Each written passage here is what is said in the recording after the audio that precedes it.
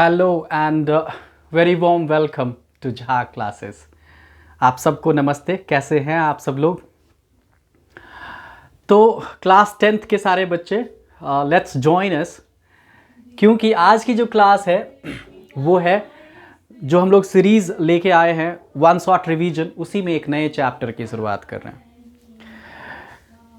तो कोशिश ये होगी कि आधे घंटे के अंदर विद इन 30 मिनट्स हम ट्राई करेंगे कि इस चैप्टर को अच्छे से समझें, है ना।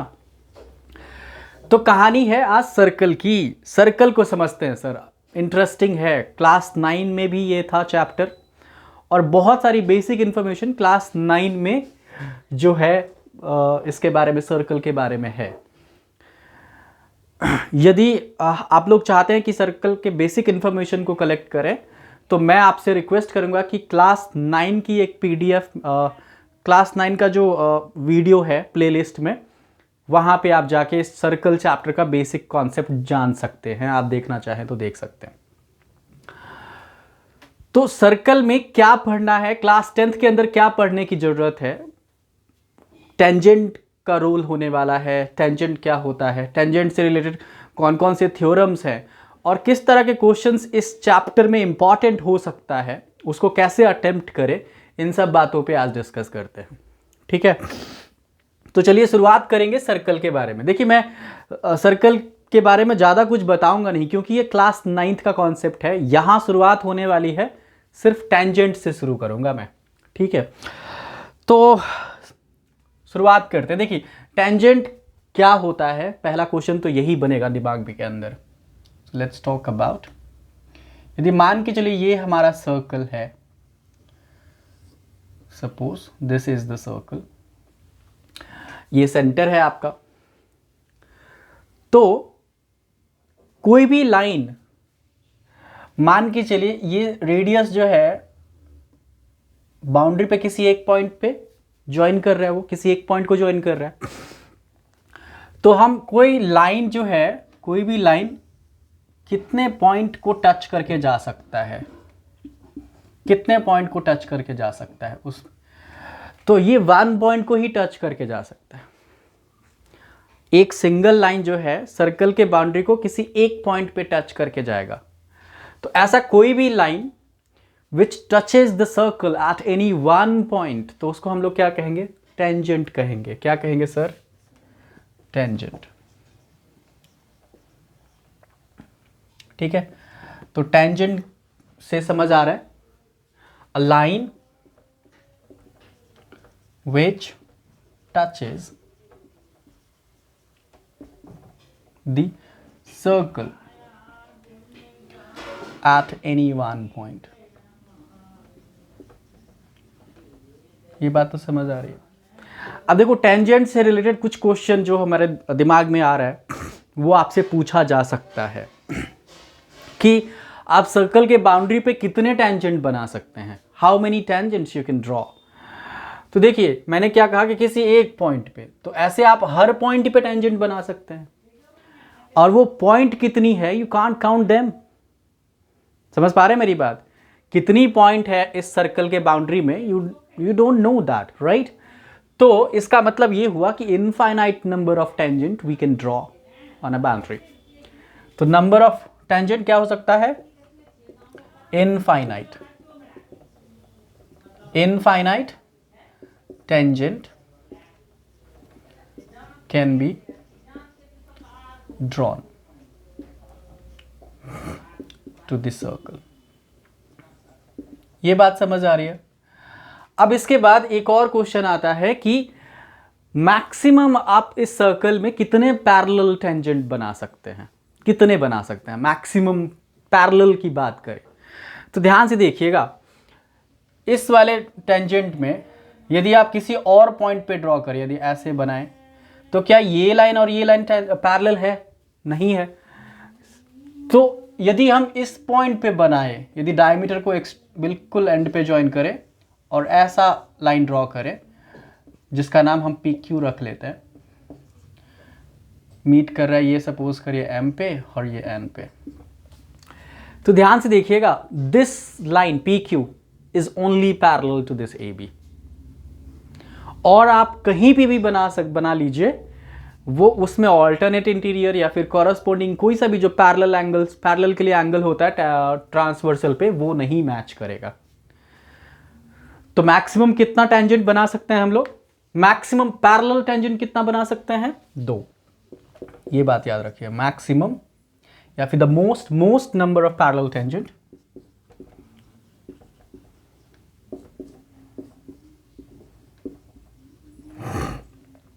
Can be 2। ये बात आपको ध्यान रखने की जरूरत है। यहां तक तो समझ आ रहा है। अब इसमें इस चैप्टर में 2 थ्योरम है, उस दोनों थ्योरम के बारे में डिस्कस कर लेते हैं, क्योंकि बहुत जरूरी है। आप यदि थ्योरम नहीं समझेंगे तो चैप्टर नहीं समझ आएगा और क्वेश्चन नहीं बना पाएंगे। तो थ्योरम क्या है, जरा इसके बारे में चर्चा कर लेते हैं। लेकिन थ्योरम को जानने से पहले हमें एक और टर्म सीखना है, एक और टर्म के बारे में समझना है, दैट इज सीकेंट। समझ लें, लेट्स टॉक अबाउट सीकेंट। देखिए, जब हम सीकेंट की बात करते हैं तो टेंजेंट का क्या के बारे में क्या समझ आया? A line which touches the circle, the boundary of the circle at any one point, है ना। किसी एक पॉइंट पे टच कर रहा हो तो उसको तो हम टेंजेंट कहेंगे। लेकिन मान के चलिए हमने एक लाइन ऐसा बना दिया, इसी फिगर में कुछ भी नाम रख लीजिए इसको, CD। यदि ऐसा लाइन बना दिया तो आप देखिए कि सर्कल के बाउंड्री को किसी 2 पॉइंट पे इंटरसेक्ट कर रहा है, यस और not.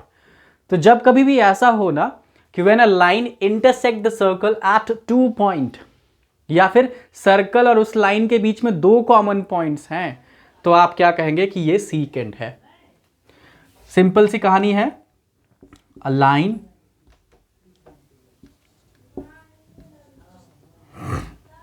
which intersect the boundary of circle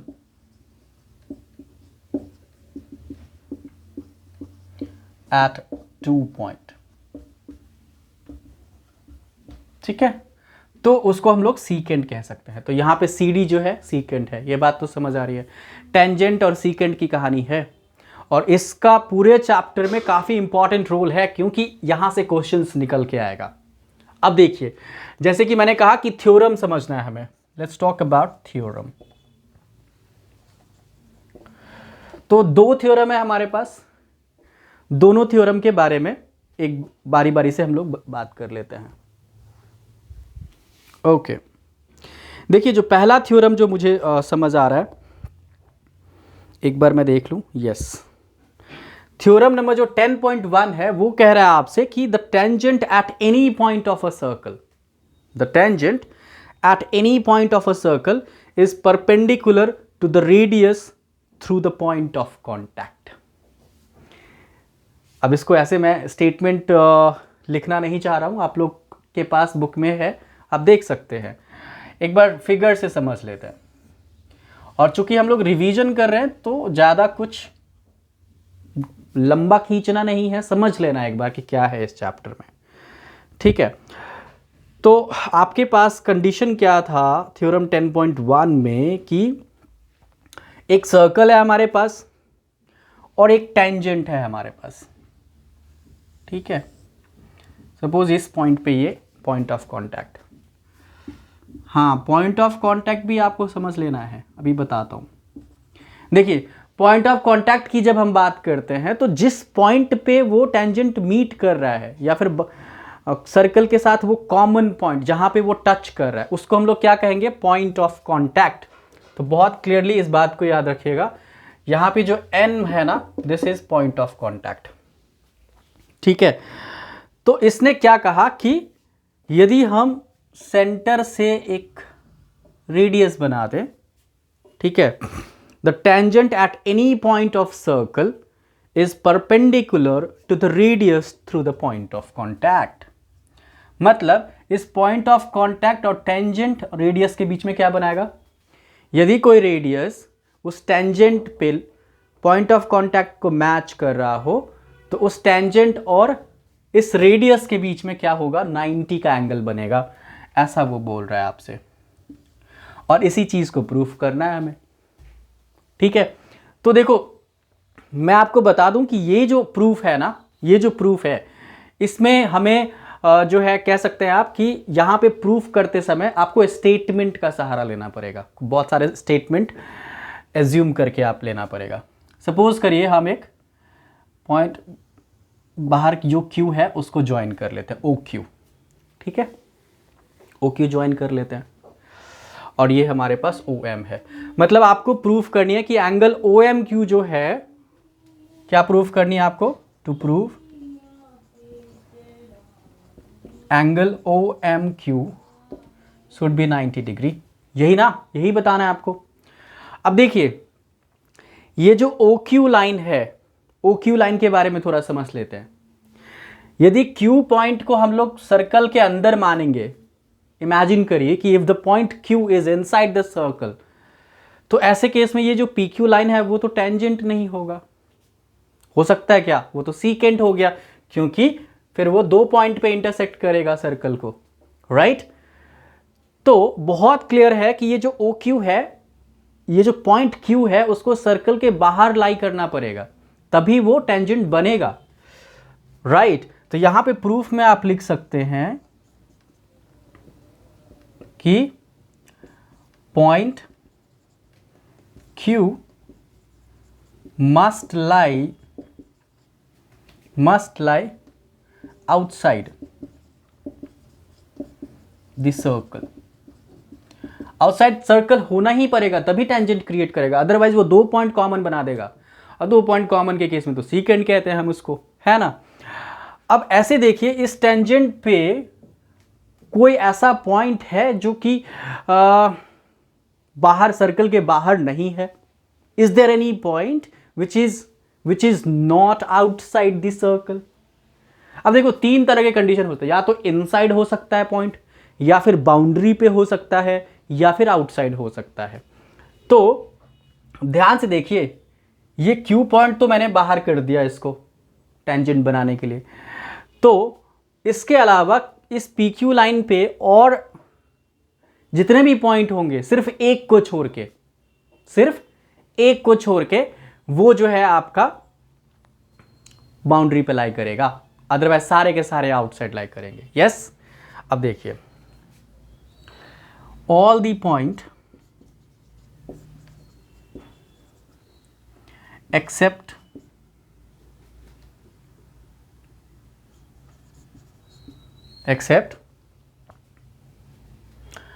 M on tangent PQ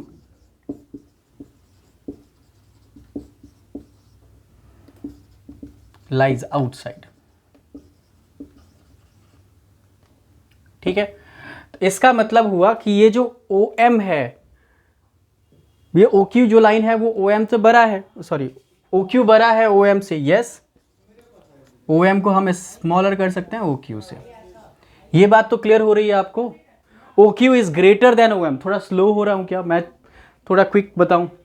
देखिए, OQ is greater than OM, और मैं ये बताऊं कि इस टेंजेंट पे जितनी भी पॉइंट होगी वो सारे के सारे OM से बड़े ही होंगे, बिकॉज वही M ही पॉइंट तो है जो बाउंड्री पे लाई कर रहा है।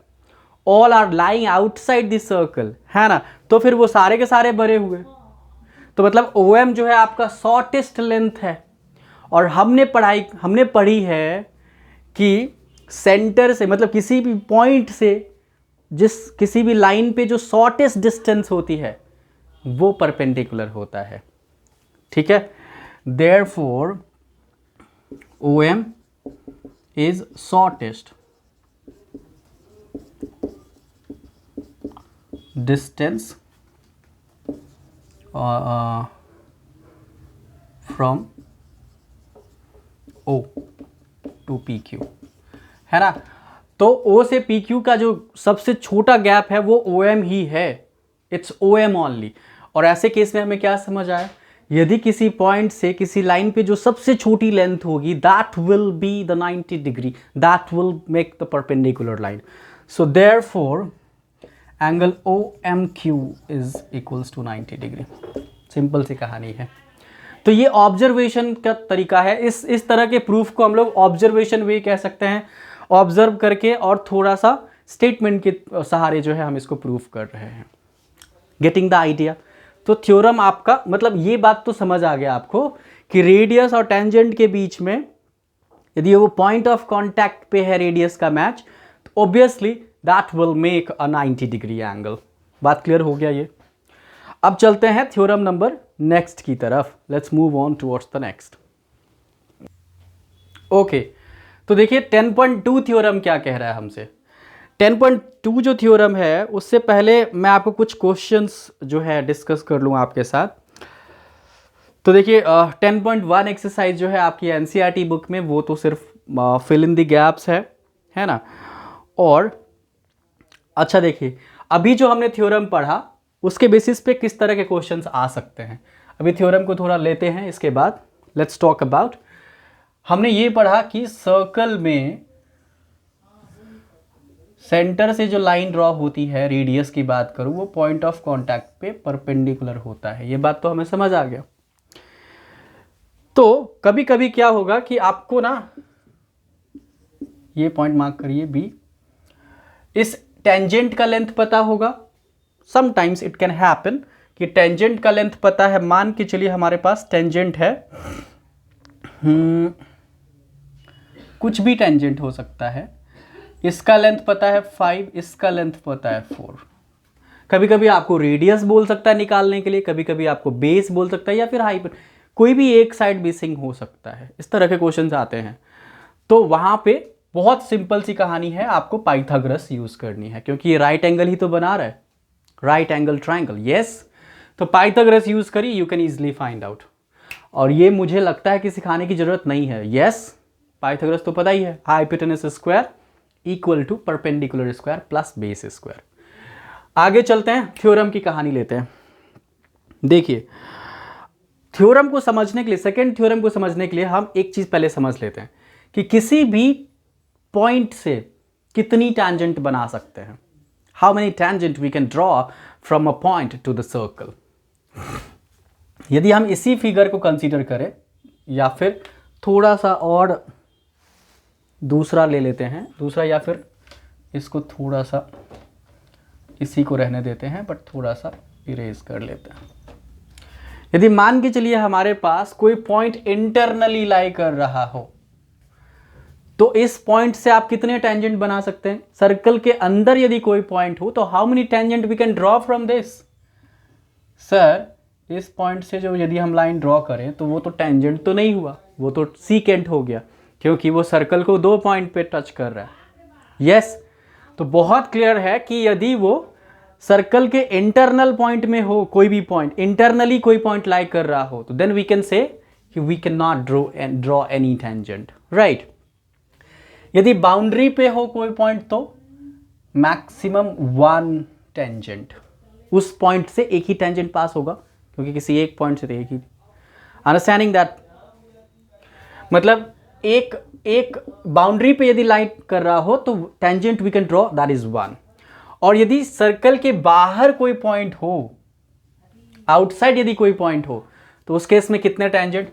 एक देखिए, आप एक इधर ले जा सकते हैं और एक इधर ले जा सकते हैं। आप इधर से बीच से क्रॉस करके नहीं जा सकते हैं, ठीक है। तो इंटरनल से एक भी टेंजेंट नहीं, बाउंड्री पे हो तो एक टेंजेंट, आउटसाइड हो तो 2 टेंजेंट। अब ये 2 टेंजेंट वाली कहानी जो है उसी को समझना है। 10.2 थ्योरम जो आपसे कह रहा है, वो कह रहा है, अभी क्या कह रहा है, लेट्स टॉक अबाउट। देखिए 10.2 थ्योरम कह रहा है कि length of tangents drawn from an external points to a circle are equal, है ना। यदि हमने एक सर्कल के ऊपर किसी भी पॉइंट से तो दो टेंजेंट बना सकते हैं, तो उस दोनों टेंजेंट का जो लेंथ होगा ना आपस में, वो कह रहा है कि इक्वल होगा। ये सपोज करिए ए पे मीट कर रहा है और ये बी पे, और इसको मान लीजिए पी, ये आपका सेंटर है ना। तो आपको इस टेंजेंट की लेंथ इक्वल करके दिखानी है, और मैं आपको बता दूं कि इससे इजी थ्योरम कुछ भी हो ही नहीं सकता। That's the easiest one. इसके रेडियस को ज्वाइन कर लीजिए, ठीक है, रेडियस को ज्वाइन कर लिया, यस। अब आप इसके इस पॉइंट O से P को भी ज्वाइन कर दीजिए, तो आप देखिए कि हमारे पास दो ट्राइंगल फॉर्म हो गया कि नहीं। अब इस दोनों ट्राइंगल को यदि हमने कॉन्ग्रुएंट कर लिया, if we made it congruent, तो अब इसको फिर टेंजेंट को इक्वल होने से कोई रोक सकता है? CPCT। समझ गए कि नहीं? अब आप पूछेंगे कि सर कॉन्ग्रुएंट करे कैसे? सिंपल कहानी देखिए, OA इक्वल होगा OB का रेडियाई ना। ये जो OP है, देखिए मैं ज़्यादा डिटेल में नहीं जा रहा हूँ, आपको बस रिवीजन करवा रहा हूँ, तो आप लोग ऑलरेडी पढ़ चुके हैं, मैं ये समझ के करवा रहा हूँ, ठीक है। तो ऑलरेडी जो पढ़ चुका है उसको ज़रूर समझ आ रहा होगा कि मैं क्या बात कर रहा हूँ। जो फर्स्ट टाइम पढ़ रहे होंगे उसको इतना नहीं समझ आएगा, क्योंकि थोड़ा समझाने की ज़रूरत होगी उसमें अलग तरीके से, है ना। तो OA is equals to OB radii of the same circle. Same circle, एक ही सर्कल की कितनी भी रेडियस हो एक जैसे ही तो होगी, राइट। और फिर ये जो OP है वो तो कॉमन हो गया, कॉमन लाइन। और बहुत क्लियर है, हमने पढ़ा है कि ये जो एंगल है पॉइंट ऑफ कांटेक्ट पे वो तो 90 है। तो अब ध्यान देखिए, ये इस ट्राइंगल के लिए हाइपोटेनस, ये साइड और ये 90, तो कौन सी क्राइटेरिया हुआ सर? RHS हो गई ना, राइट एंगल हाइपोटेनस साइड। यदि किसी भी ट्राइंगल में ऐसा हो रहा है तो the triangles are congruent by RHS criteria of congruency. और जब ट्राइंगल कॉन्ग्रुएंट हो गया तो AP is equals to PB by CPCT। तो आसान था ना, सिंपल कहानी है कि आप इन दोनों ट्राइंगल को कॉन्ग्रुएंट करके उसके CPCT से करवा दीजिए। समझ आ रहा है? अब चलते हैं थोड़ा इंटरेस्टिंग क्वेश्चन की तरफ, जो आपके लिए थोड़ा सिरदर्दी क्रिएट करता है, और वो क्वेश्चन बहुत इंटरेस्टिंग है, समझने की जरूरत है। देखिए, एक क्वेश्चन तो मेरे दिमाग में ये आता है कि आपके पास कॉन्सेंट्रिक सर्कल होगा, है ना, कॉन्सेंट्रिक सर्कल होगा, और कहेगा कि एक ऐसा कॉर्ड बनाइए लार्जर सर्कल के लिए जो स्मॉलर के लिए वो टेंजेंट हो, किसी एक पॉइंट पे टच करके जाए, ठीक है। मान के लिए ये M है, ये A है, ये B है। आपको दोनों वाले सर्कल का रेडियस पता होगा, स्मॉलर का भी और बिगर का भी। ये 5 है, ये 3 है, और आपसे पूछ लेगा कि AB का लेंथ बताइए। Let's find out the length of this AB chord. तो ध्यान देखिए, बहुत बच्चे फिगर ठीक से ड्रॉ नहीं कर पाते हैं। बहुत फिगर यदि क्वेश्चन में नहीं दिया हो तो थोड़ा समझिए कि इस तरह के क्वेश्चन में ये फिगर बनानी है, ठीक है। तो ये तो आपका राइट एंगल है, पाइथागोरस यूज करके आप ये निकाल सकते हैं। यदि 5 और 3 है तो ये ऑब्वियसली 4 आएगा, आप करके देख लीजिएगा 4। और हमें ये पता होना चाहिए कि line drawn from centre to the chord perpendicularly bisect the chord. Class 9th में ये थ्योरम था, ठीक है। तो ये जो OM है ना, इस AB को क्या करेगा? बाइसेक्ट करेगा, क्योंकि 90 पे परपेंडिकुलरली ड्रॉ है। तो AM यदि 5 है तो MB भी 4 है, तो MB भी 4 हो गया, मतलब टोटल लेंथ आपकी AB हो गई 8 सेंटीमीटर। बात समझ आ रहा है? एक तो ये क्वेश्चन है। आगे चलते हैं, और किस तरह के क्वेश्चंस आ सकते हैं। एक क्वेश्चन आता है कि आपके पास सर्कल है और एक क्वाड्रिलेटरल इसको सर्कमस्क्राइब कर रहा है। सर्कमस्क्राइब का मतलब हुआ कि चारों तरफ बाहर जो है लाई कर रहा है, लाइक दिस, ठीक है।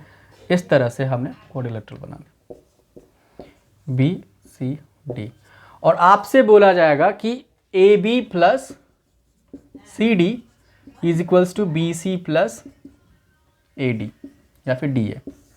ऐसा प्रूफ करके दिखाइए, ऐसा प्रूफ करके दिखाइए। और ये काफ़ी, मैं कह सकता हूँ इंपॉर्टेंट हो सकता है, क्योंकि यहाँ पे पॉइंट ऑफ कांटेक्ट सारा ज्वाइन कर लीजिए, PQRS मार्क कर लीजिए पॉइंट ऑफ कांटेक्ट को। और अब सेकेंड थ्योरम में हमने क्या पढ़ा कि किसी भी एक्सटर्नल पॉइंट से जो है, जो भी दो टेंजेंट ड्रॉ होती है उसकी लेंथ एक जैसी होती है ना।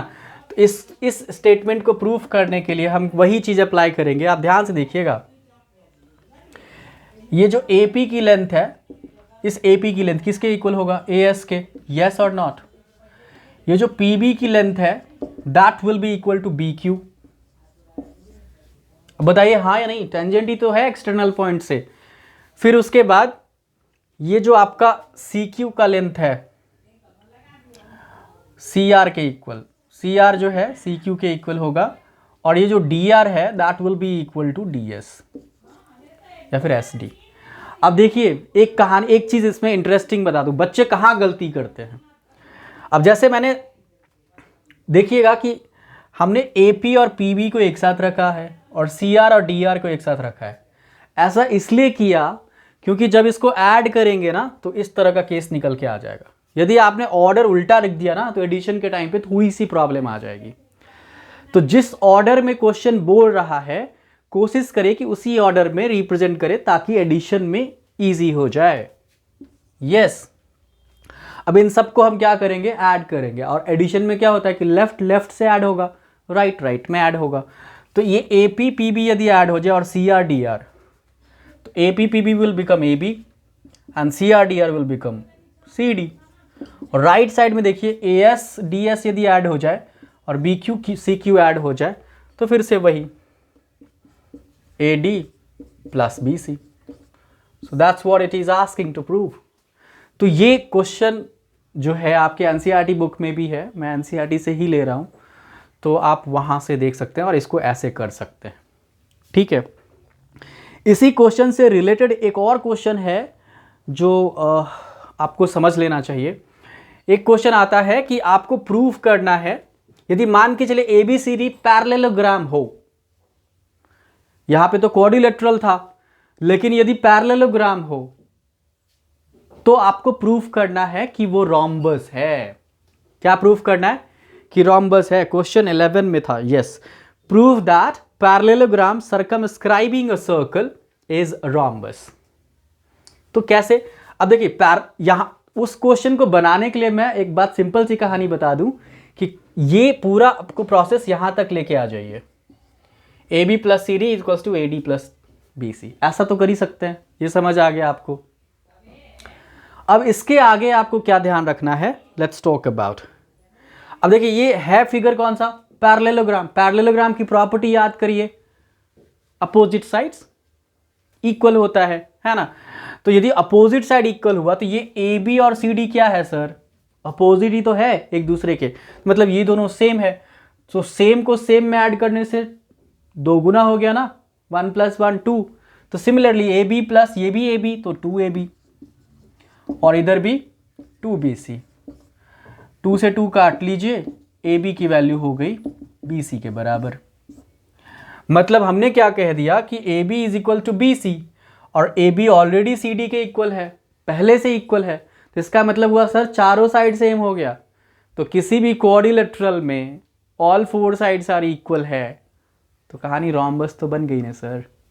तो ये था क्वेश्चन नंबर 11 की कहानी। अब थोड़ा और इंटरेस्टिंग क्वेश्चन की तरफ चलता हूं, किस तरह के क्वेश्चंस आते हैं पेपर में इस चैप्टर से वो मैं समझने की कोशिश करेंगे हम लोग। Let's talk about that.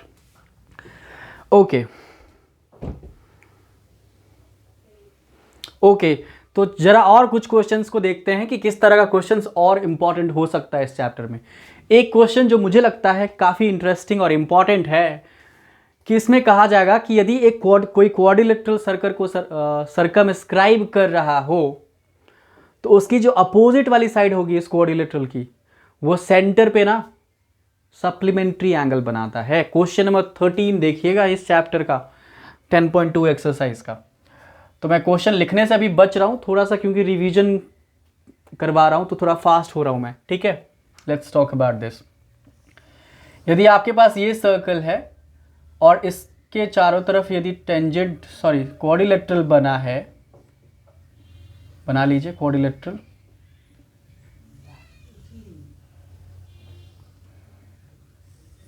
ठीक है, ABCD।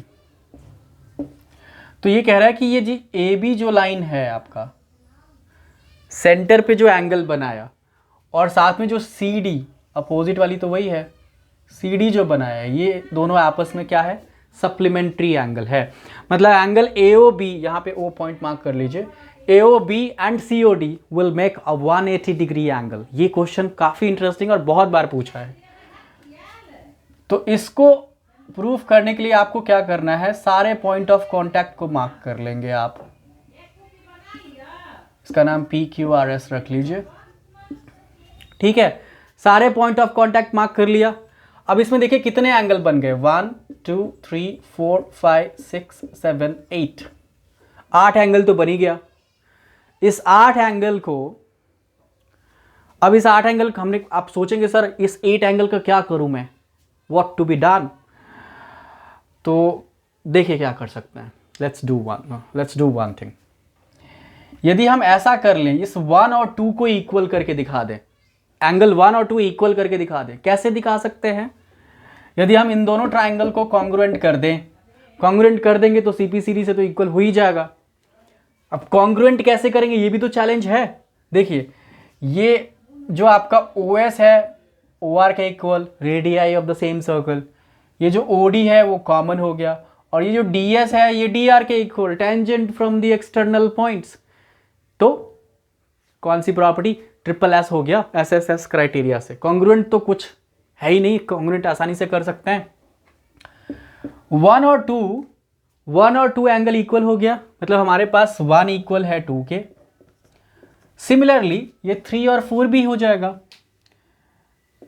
एंगल 3 इक्वल होगा एंगल 4 का, एंगल 5 इक्वल होगा एंगल 6, एंगल 7 इक्वल होगा एंगल 8 का। इतनी बात समझ आ रही है आपको, ये सारे इक्वल होंगे। और हमने क्या पढ़ा है, किसी भी पॉइंट पे जितनी भी एंगल बन रही हो उन सबको यदि ऐड करें तो क्या रिजल्ट आएगा, 360 डिग्री कंप्लीट एंगल बनाता है किसी भी पॉइंट पे, है ना। तो कहने का सेंस ये हुआ कि angle 1 plus angle 2 plus angle 3 plus angle 4 plus angle 5 plus 6 plus 7 plus 8 कितना सर, 360। यस और नॉट, 360 की एंगल टोटल बनती है। अब 1 और 2 सेम है, 3 4 सेम है, 5 6 7 है, 7 8 सेम है। तो जो सेम है ना, अब देखो हमें इन दोनों को और इन दोनों को लेना है। तो एक काम कर सकते हैं, एंगल 2 को यदि हम डबल कर दें, क्योंकि 1 और 2 तो सेम ही है, 2 एंगल 2 लिख सकते हैं, 2 एंगल 3 लिख सकते हैं, 2 एंगल 5 लिख सकते हैं। 5 मत लिखिए, 6 लिखिए, क्योंकि 5 और 6 में ये इधर आ जाएगा, हमें ये वाली लेनी है, प्लस 2 एंगल 7 लिख लेते हैं, इक्वल्स टू 360। सब में से 2 कॉमन कर लें, सब में से 2 कॉमन कर लेते हैं। जैसे हुआ तो angle 2 plus angle 3 plus angle 6 plus angle 7, ये 360 है। So this 2 will cancel, so will become 180। ये जो 2 और 3 है ना एंगल आपका, ये बना तो रहा आपका COD, सो देयरफॉर एंगल COD, और ये जो 6 और 7 है ये बना रहा है आपका एंगल AOB। बताइए कहानी समझ आई? ऐसा क्वेश्चन पूछता है आपसे, और इसको करते समय बिल्कुल ध्यान रखिएगा कैसे करना है। अब थोड़ा एक और क्वेश्चन मुझे लगता है कि मैं आपको बता दूं, जो कि इम्पॉर्टेंट हो सकता है आप सबके लिए। एक क्वेश्चन जो मुझे ध्यान में आता है कि आपके पास क्या होगा कि सपोज करिए एक सर्कल गिवन है हमारे पास, ठीक है, और यहाँ से एक ऐसे लाइन बना दिया है, और ये टेंजेंट है, और ये आपका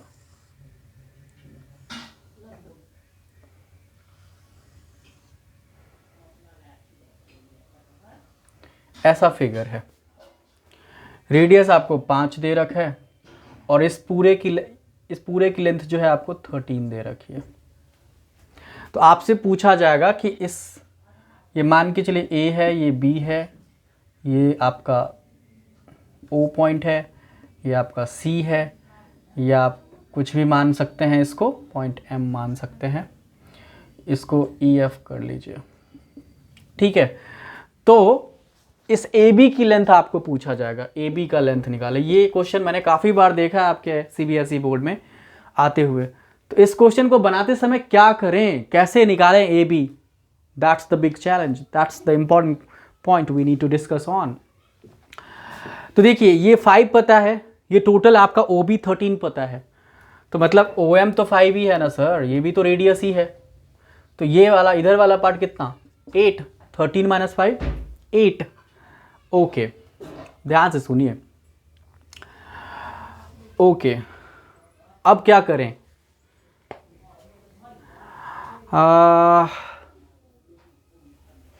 एक काम कर सकते हैं, आपको क्या होगा, अच्छा यहाँ पे भी आपको, सॉरी गलत कह रहा हूँ मैं, ये EF की वैल्यू पता करनी होगी, ये 12 दे रखा होता है। मैंने क्वेश्चन NCERT बुक में ये क्वेश्चन नहीं है, किसी और बुक में है, तो उसको डिस्कस कर लें। ये 12 गिवन होगा, तो यदि हम इस पॉइंट को x मान लें तो ये 12 माइनस एक्स हो जाएगा, that will become 12 minus x. Yes, क्योंकि टोटल 12 है। आपको EF की लेंथ चाहिए होगा, EF की लेंथ चाहिए होगा, इस पूरे की लेंथ, ठीक है। यदि AE x है तो ये भी x है। अब ये जो छोटा ट्राइंगल दिख रहा है आपका ना EMB, इसमें यदि आप पाइथागोरस लगा लें तो काम बन जाएगा।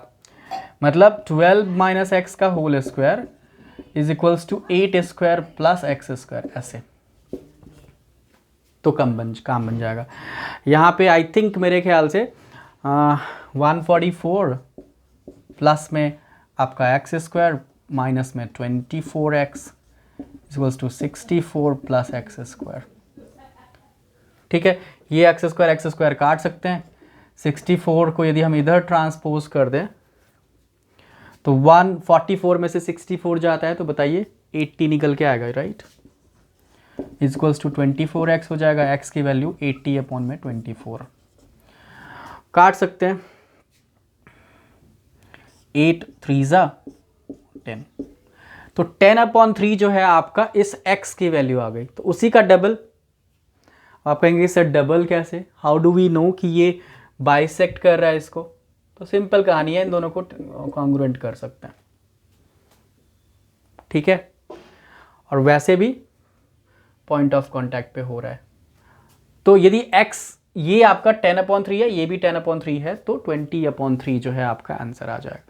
तो कुछ समझ आ रहा है आपको कैसे हो रहा है कहानी, किस तरह से करना है इस तरह के क्वेश्चंस को। प्लीज बनाते समय ध्यान रखिएगा, और मेरे ख्याल से ओवरऑल यही है इस चैप्टर में। और डिटेल में और समझे यदि इस चैप्टर को समझना है तो हम इस पे वीडियो लेके आ रहे हैं, जरूर उसके लिए बने रहिए। मैं कोशिश करूंगा कि आपके 10th से रिलेटेड जो भी प्रॉब्लम है, जो भी क्वेश्चंस है, उसको सॉर्ट आउट कर लूं, ठीक है। रिवीजन में तो हमें सिर्फ एक ओवरऑल आइडिया लग जाए कि इस तरह के क्वेश्चंस में क्या करना होता है, क्या करना होता है। अभी ज़्यादा कंप्लीट कैलकुलेशन या फिर ये सब मैंने स्टेटमेंट के साथ प्रॉपरली नहीं समझाया है। ये बात आप भी समझ रहे हैं और मैं भी समझ रहा हूँ। तो बस आज के लिए बस इतना ही। यदि अच्छा लगा आपको वीडियो तो बाकी सबको भी बताइए सर, बाकी अपने फ्रेंड्स को भी बताइए, उनको भी बताइए कि यहाँ पे मैथमेटिक्स की क्लास है। और इंग्लिश स्पोकन की भी क्लास होती है इसी चैनल पे, आपने देखा भी होगा कि उसका प्लेलिस्ट है इंग्लिश स्पोकन की। यदि किसी को इंग्लिश में थोड़ी सी प्रॉब्लम हो रही हो, CBSE यदि इंग्लिश मीडियम में है तो इतना प्रॉब्लम नहीं हो रहा होगा। यदि हिंदी मीडियम में कोई है जो अपना चाहता है इंग्लिश को इम्प्रूव करे तो वो जो है कर सकता है। यहाँ पे इंग्लिश मीडियम वाले भी बहुत बच्चे जो है मैथमेटिक्स के क्वेश्चन को ही नहीं समझ पाते हैं, तो उसके लिए भी आपको थोड़ा मेहनत कर लेना चाहिए, ठीक है। तो आज के लिए बस इतना ही, मिलते हैं एक और इंटरेस्टिंग और एक्साइटिंग वीडियो के साथ in a coming days. Thank you so much, bye bye.